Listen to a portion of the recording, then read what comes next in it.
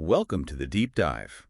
Today, we're digging into something really crucial for anyone in sales. Negotiation. That skill that turns a maybe into a signed deal, hopefully a profitable one. You're here to get smart fast, so we've really gone deep into Jeb Blount's Ironclad. Yeah, pulled out the core stuff for you. Think of this as your express lane to negotiating more effectively. And Ironclad, it's really grounded in the real world, isn't it? It's for salespeople facing those everyday talks. Right, not just the, movie-style boardroom battle. Exactly. It's full of practical, usable ideas for the negotiations that, well, they happen constantly. They're the ones that quietly shape your success, or lack thereof. So true. Okay, so our mission today, pretty straightforward. Equip you with strategies you can actually use. We're talking leverage, stakeholder games, keeping your cool. Getting that ink on the paper. Getting the ink without, giving away the farm. Right, and we know everyone listening comes from different backgrounds, maybe different levels of sales know-how, so we'll aim to keep it clear, engaging. Yeah, cut the jargon, focus on Blount's key takeaways. Let's do it. Okay, let's dive in. One of the first things in Ironclad that really grabbed me was this concept he calls the procurement pit. What exactly is that? The procurement pit. Yeah, think of it as like a trap. It's where you, as a salesperson, end up just being seen as another vendor, interchangeable. Easily swapped out. Exactly. And you get judged almost entirely on price. This happens when you fail to show what makes you different, and this is key, when you lose control of the sales process itself. You let the buyer dictate everything. You end up just reacting, instead of leading, and the result, well, lost profits, and you're basically a commodity seller. Ouch. So how do you climb out of that pit or avoid it altogether? Blount's big point is you have to proactively show your unique value way before price becomes the only thing they're talking about. Own that process. Got it. So having the best widget isn't the whole story. It's how you sell it, how you guide that whole conversation. Absolutely. Which leads us straight to another fundamental idea from the book, mastering negotiation. It isn't really about memorizing slick closing lines. No, it's about getting really good at the entire sales process, from the very first hello to the final signature. Your negotiation skills, however good, they can't make up for a weak sales process leading up to it. Right. You can't just parachute in at the 11th hour and expect a miracle deal if you haven't laid the groundwork. Exactly. So what does that groundwork look like, according to Blount? Well, he talks about things like being a confident closer, obviously, but also really building a strong case for why the buyer needs to change in the first place. Undermining the status quo. Yes. And gathering solid proof ammunition, he calls it, to counter objections before they even solidify. And constantly, step by step, building your leverage throughout the whole cycle. It's all interconnected then. A strong beginning sets you up for a strong finish. Couldn't have said it better. Now, when we think sales negotiation, like I said, maybe we picture tense, high-stakes drama. But ink can suggest the reality is often, well, more mundane. That's a really key insight, actually. Yeah, those big, dramatic negotiations happen, sure. But most of them, they're pretty routine. Like renewing a software license or something. Exactly. Think about it. Millions of these kinds of sales talks happen every single day. Billions, probably trillions. In currency changing hands, your average contract negotiation isn't making news headlines. True. No one's writing a screenplay about me haggling over a printer toner. But Blount's point is that these small, everyday negotiations, they add up, don't they? They have a huge impact. Oh, absolutely massive. The combined effect of all these seemingly minor negotiations, it directly hits a company's profitability, its market valuation, customer loyalty, and ultimately its chances of sticking around long term. Wow, so mastering the mundane is actually mission critical for the business. You got it. It might not be glamorous, but it's incredibly important. Okay, makes sense. Let's get into some of the core mechanics then. Leverage.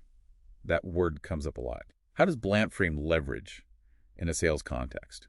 Leverage basically is your power to influence the outcome, to persuade the other side to agree on terms that work for you, to get that deal signed the ink. And it's not about being pushy. No, Blount's clear on that. It's more about building alignment throughout the buyer's decision journey, making sure their process kind of matches up with how you sell and creating that sense of partnership. Okay, so how do we actually build this leverage? It's not like you just declare you have it. Right. Blount points to several ways to strengthen your power position, which is what fuels leverage. Things like having a singular focus on your goals, really understanding your own sales process and sticking to it. Discipline. Yes, Yeah. and maybe the biggest one, having alternatives, other deals you're working on. Options. If you don't desperately need this one deal. You're instantly in a stronger position. You're not negotiating from neediness. Makes sense. Yeah. What else contributes to that strong power position? He also talks about the value of getting there first, shaping the buyer's perspective early on. Then there's the investment effect. The more time they spend with you. The more invested they become emotionally and practically. And the consistency principle, people like to stick with choices they've already started moving towards. That feels very true. If they've sat through 3 demos with you, switching to a completely new vendor feels like a bigger leap. What about flipping it? Understanding the buyer's leverage. Crucial. Blount really hammers this home. You have to anticipate their alternatives. What's their BTNA? BTNA. Best alternative to a negotiated agreement. Basically, what's their plan B if things don't work out with you? Knowing that helps you figure out how much power you really have. Gotcha. Okay, now deals rarely involve just one decision maker. Ankin talks quite a bit about stakeholder negotiation. Who are we talking about here? This is where things can get complex but really interesting. Stakeholders are basically everyone who has a hand in the buying decision. The whole committee. Could be. And knowing who actually has the authority to sign the check, that's job number 1. Blount says you need to literally list them out. And for each one, try to figure out their BATNA. What are their personal alternatives if this deal doesn't happen? So not just the company's alternative, but each individual's. Interesting. It reminds you that you're dealing with people, not just a corporate entity. Exactly. And it's easy to waste time charming someone who ultimately can't say yes. True. What else do we need to figure out about these stakeholders? Beyond their authority and their alternatives, you need to dig into what motivates each person. What's their agenda? How much power do they actually wield within their organization? Are they leaning your way and advocate?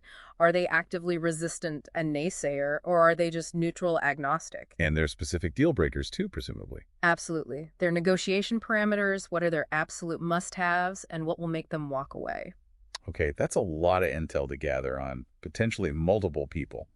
Does Ian Ked offer a system for managing all this? It does. He introduces this idea of creating a give-take playlist. A playlist? Like for music? Sort of. It's a plan based on analyzing all those negotiation elements we just talked about, understanding the buyer's business goals, their key metrics, the numbers they care about, mapping out who's who and what matters to them, and importantly, listing out all your potential points of leverage. Your negotiation assets. Exactly. He even mentions using a specific tool, a sales negotiation planner, for doing what they call murder boarding. Murder boarding? Yeah. That sounds intense. It is. It's like a super rigorous practice session where your team just throws every possible objection and tough question at you to make sure you're prepared from every angle. Wow. Okay, so preparation is clearly paramount. Yeah. Let's switch to the actual conversation, the communication piece. Inked mentions sales negotiation communication. What are some key principles there? Well, he lays out 7 rules of effective sales negotiation communication. The excerpts don't list them all, but just having that framework highlights how important a structured approach is. Right. He then gets into something called the dual process approach. This is about finding a balance. Balance between what? Between empathy, genuinely trying to understand the other person's perspective and feelings, and keeping your eye on the prize, the outcome you need to achieve. Empathy is huge. But the book warns about projecting, doesn't it? What's the danger there? Yeah, projecting is when you assume other people feel the same way you do, or would react like you would. Big mistake. Because they might have totally different motivations or pressures. Exactly. It leads to misreads and poor communication. Yeah. The book mentions an empathy scale, though we don't have the details here. The core idea is understand their emotions, acknowledge them, but don't let your assumptions dictate your strategy. So understand their world without necessarily agreeing with it or adopting it as your own. Precisely. And you can't understand their world if you're not listening. Blount lays out 7 keys to effective listening. Remember any of those? Let's see. Being prepared was one. Being intentional, actually choosing to listen. Being fully present, not distracted. Attention. Right. Actively listening, not just hearing. Trying to listen deeply for the underlying meaning. And pausing before you jump in to speak. Really process it first. Spot on. They sound simple, but they're easy to forget in the heat of the moment. Definitely. And Blount also talks about this really cool technique, activating the self-disclosure loop. What's that about? Yeah, this is fascinating. It taps into brain chemistry, apparently. When people talk about themselves, their brains release dopamine. The feel-good chemical. Exactly.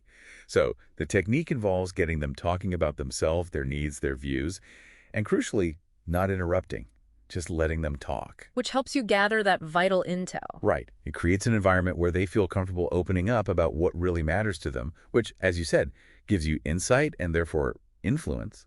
It links back to understanding their personal negotiation list. It all connects. And C also brings up the deal sales conversation framework. What role does that play?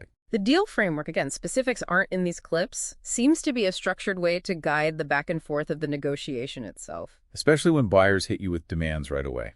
Yeah, it likely helps you manage those moments, stay focused on your goals, and keep the conversation moving towards alignment rather than getting derailed by immediate concession requests.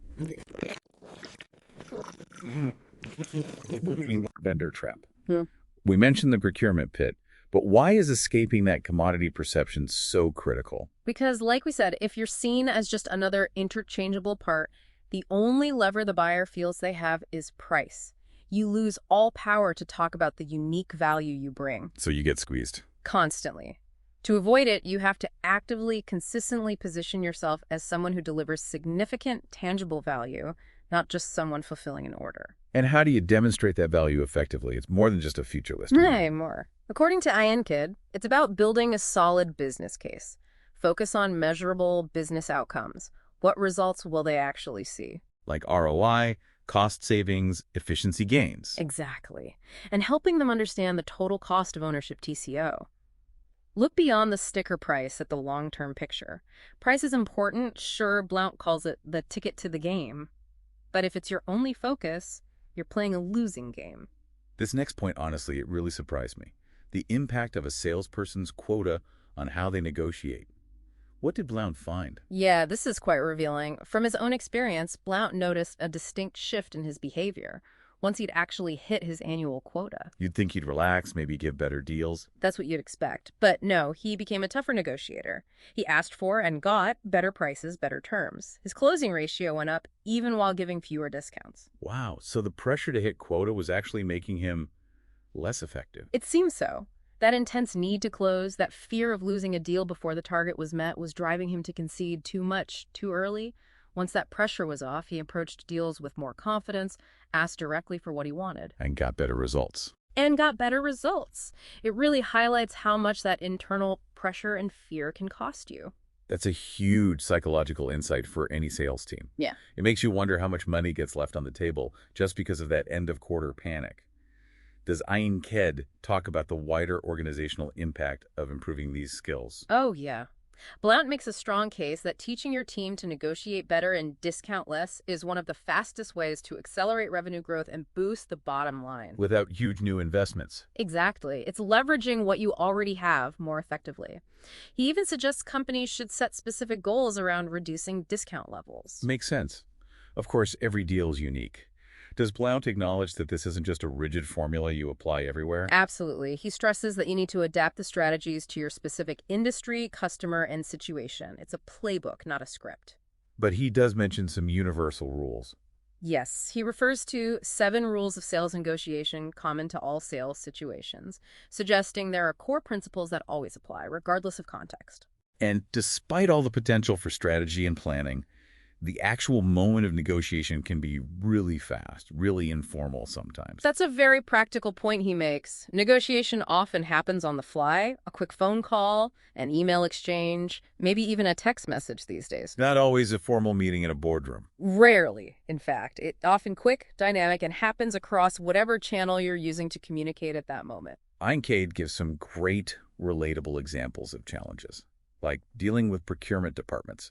What's the typical scenario there? The classic conflict, right? The people who will actually use your product or service, the stakeholders, they might value your quality, your service, your relationship. They see the bigger picture value? They might. But then procurement steps in, and their main job, often, is to drive down the price. So even if the stakeholders have picked you as their preferred choice, Procurement can still throw a wrench in the works. they can still come back demanding price cuts, often waiving lower quotes from competitors who maybe can't deliver the same overall value or reliability. It's a common friction point. So you have to be ready to sell the value twice. in a way. Once to the users, once to the buyers. There's also that great story about the power of just not folding immediately on price, saying no, or at least not yet. Yeah, the story about Jason. He was asked point blank to lower his price to match a competitor. He politely refused, reinforced the value, the trust, the reliability they'd built. And he got the deal anyway. He did. And the client explicitly said it was because of that trust and track record, which they valued more than the small price difference. It's a powerful reminder.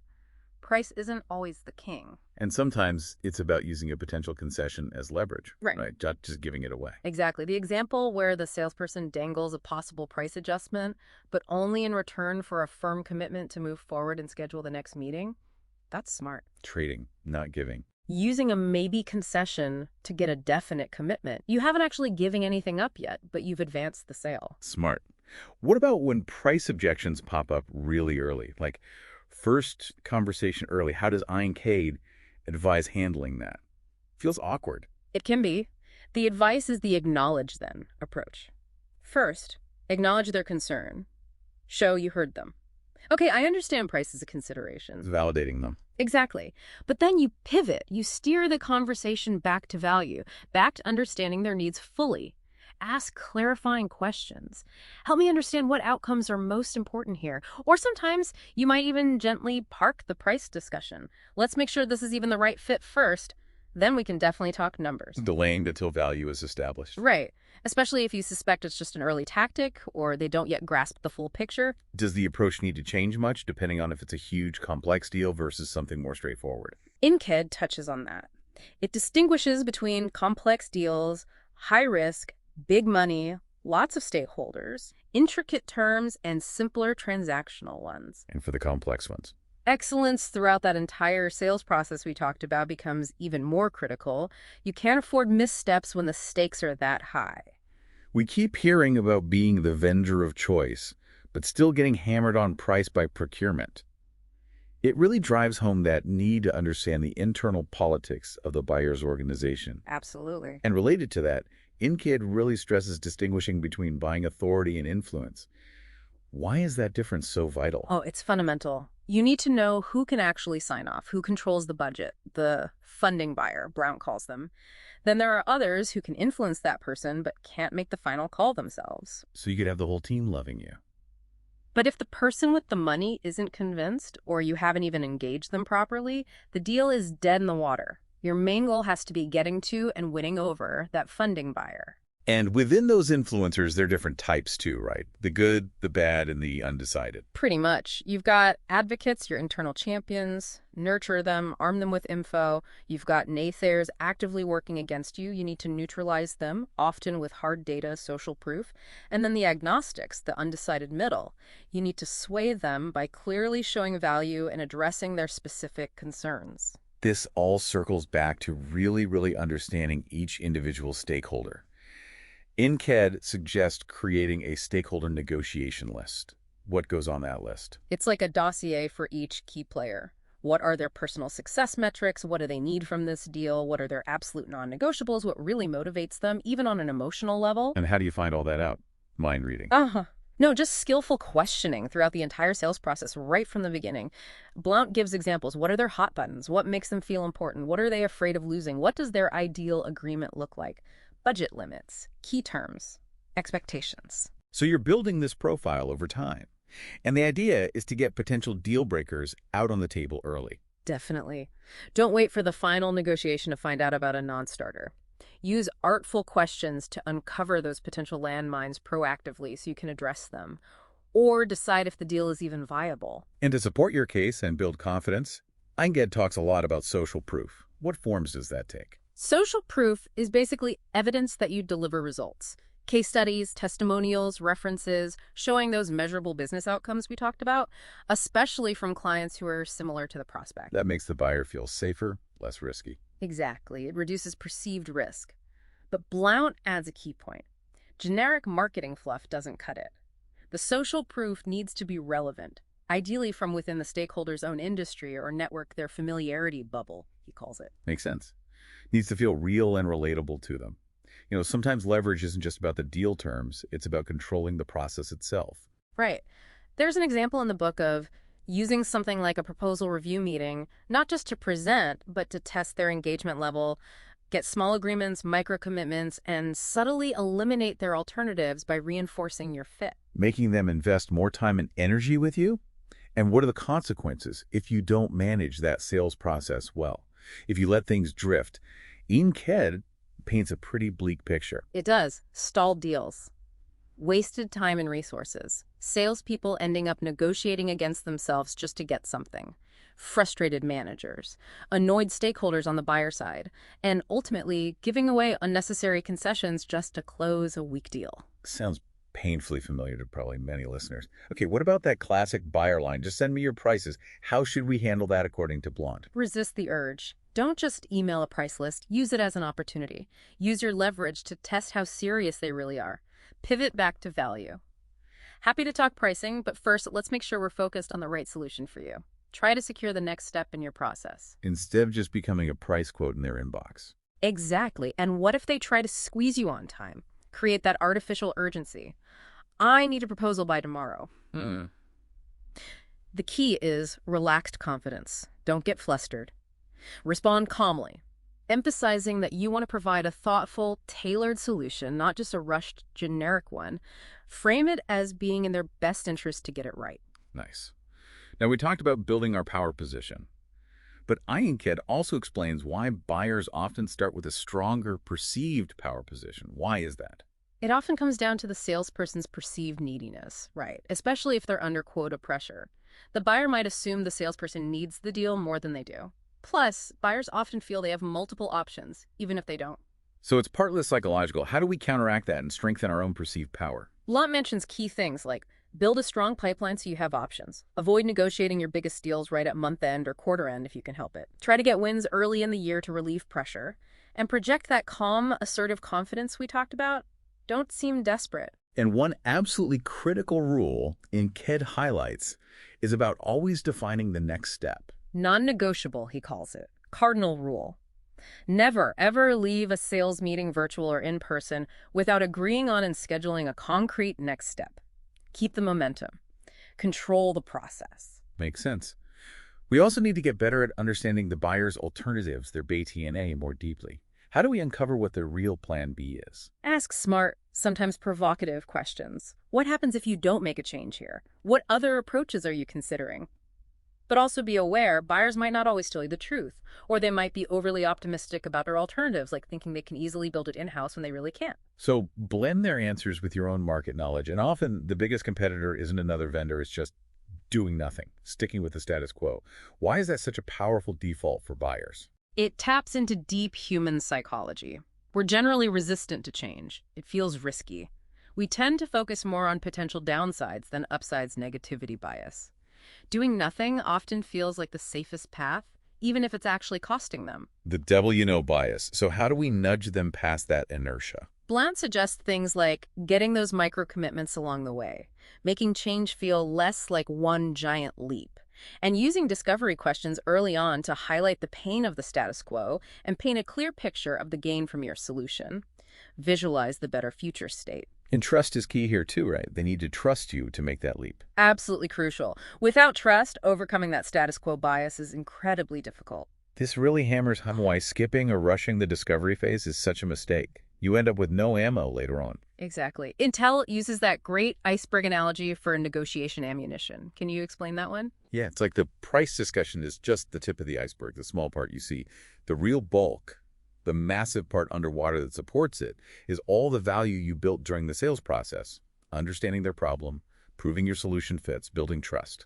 That's your real leverage. Beautifully put. That's the foundation that allows you to hold firm on price. And doing all this effectively requires strong sales EQ, emotional intelligence. What does that involve in negotiation? Key components are empathy, situational awareness, reading a room, understanding dynamics, attention control, managing your own emotions, and projecting confidence. These skills let you ask the right questions and navigate the emotional currents of the deal. And those well-phrased questions during discovery, they can actually start to create doubt in the buyer's mind about their other options, subtly shaping the decision towards you. Precisely. You're framing the narrative. Now, shifting slightly, Einked talks about developing an ideal qualified prospect, or IQP profile. How does knowing your ideal customer help with negotiation? It's about focus.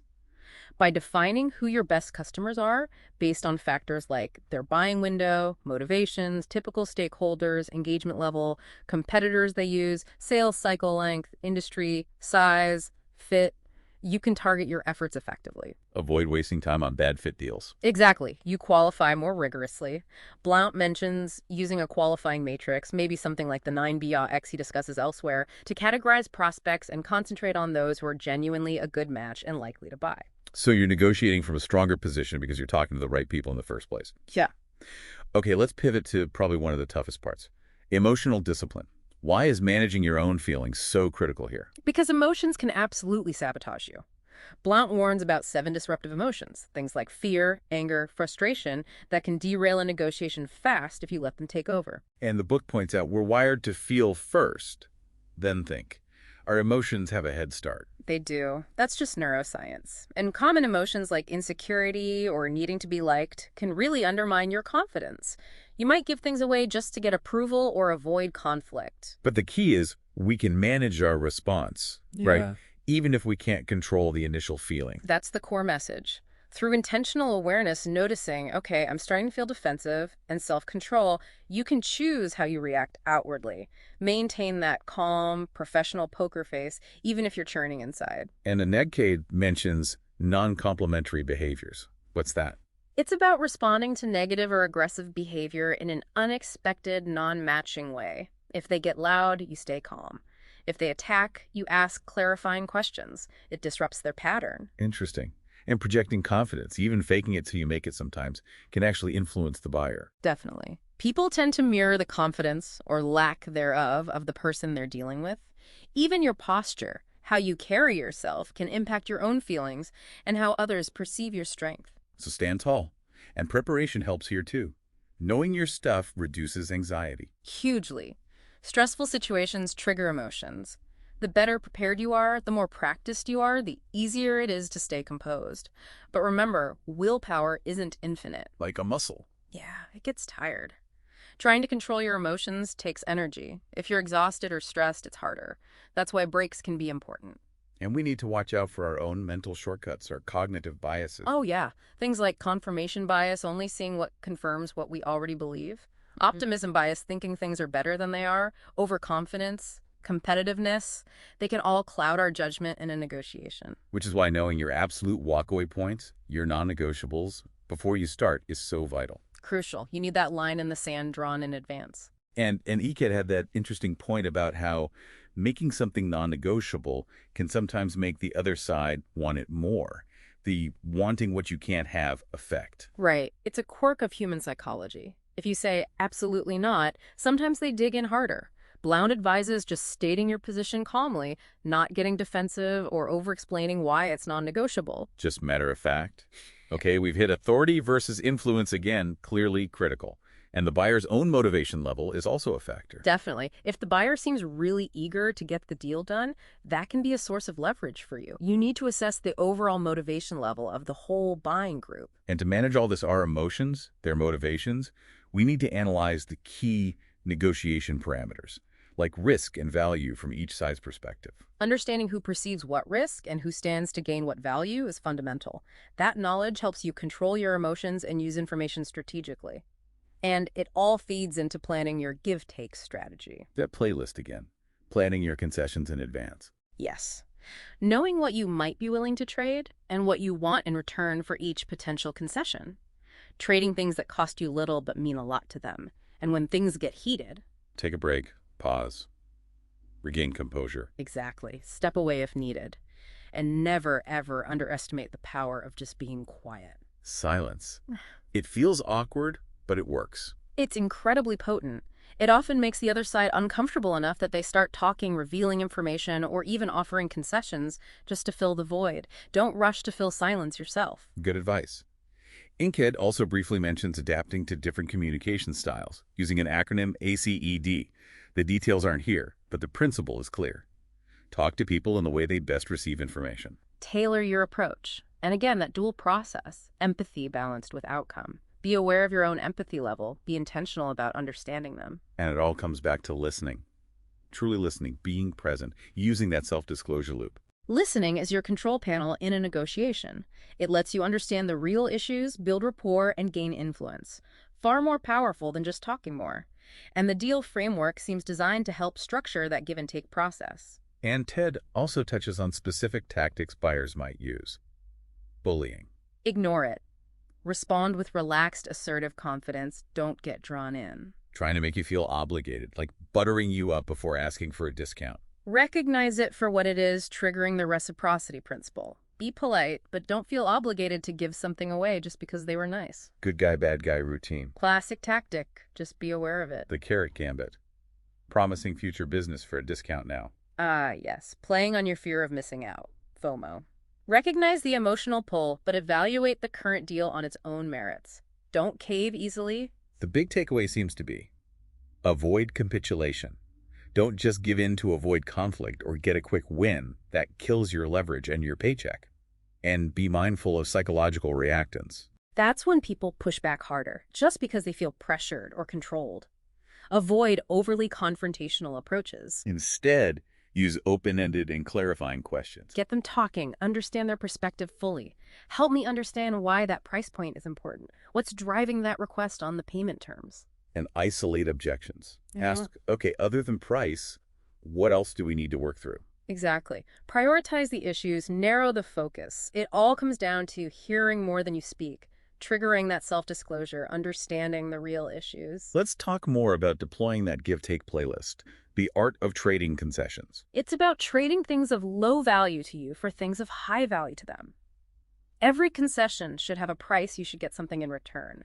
It prevents resentment and reinforces value exchange. And the way you make concessions matters too, not just giving equal amounts back each time. Right. Blount suggests a strategy of uneven concessions. Maybe start with a small counteroffer to see if they'll move significantly. If they do, reward their movement with a slightly larger concession. Then, as you get closer to your limit, make smaller and smaller concessions to signal you're nearing your bottom line. Like a negotiation dance. He gives a numerical example in the book, I recall. What about diffusing anchors? Those initial offers that can skew the whole discussion. Anchors are powerful. Once a number is out there, people tend to fixate on it. If they throw out an extremely low anchor, don't get sucked into negotiating off that number. Re-anchor the conversation around your value proposition, your business case. Ignore red herrings like competitor X is cheaper. Focus on your total value. And manage your own attachment to the deal. Be willing to walk away. Emotional discipline again. If Yeah. the gap is too wide, if they're being unreasonable, you have to have the strength to walk away from deals that just don't make sense. It's a tough one sometimes.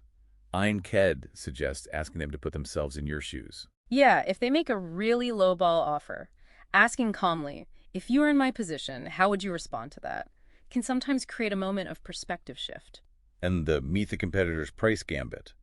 Wrong way versus right way. Okay, sure, right way. Interesting. So, if we could find a way to match that price, are you saying you're ready to sign the agreement today?